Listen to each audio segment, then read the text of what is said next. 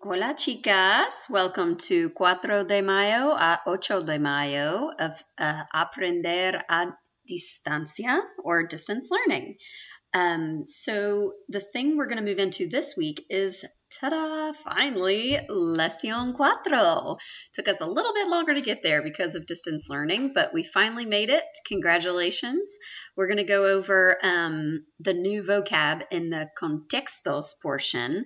So the new vocab covers all of like pastimes, sports, and city vocabulary. So we'll do that through a little bit of supersite practice and tutorials to begin, then a little bit of Quizlet, and an ed puzzle that has to do about things around town and sports and exercise. And then you're just going to watch a really quick video in honor of Cinco de Mayo just to test your knowledge, because it seems like it's definitely a holiday that people are confused about. So it's really good to have a refresher every year about what that holiday is actually about and who celebrates it. All right. And then in day 12, you're going to do a little bit of bell work. And I failed to mention the bell work for the first class on day 11 is going to be a refresher for the verb tener before you move on to contextos vocab in lesson 4. All right, back to day 12.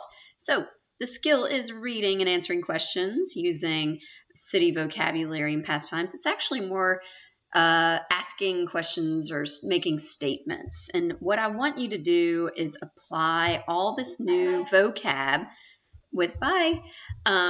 using your grammar from lessons 1 through 3. So when you follow the Padlet at the end of the lesson, you're going to see examples of what verbs you can use. Okay, so here I gave you a little bit of some examples around gustar, because I know everybody always forgets with gustar. The beginning parts are me, te, le, nos, and lace. Oops, autocorrect made it say less. It's lace, guys. And then you make it gusta if you like one thing, or if you like one action.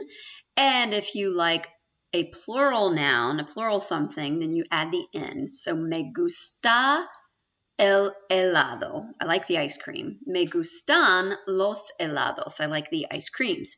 Me gusta cantar. It's a singular action. I like to sing. Just me gusta cantar. If you like to sing and dance, me gusta, still just gusta, cantar y bailar. You might want to rewatch this part of the video when you go to do this Padlet at the end of the week.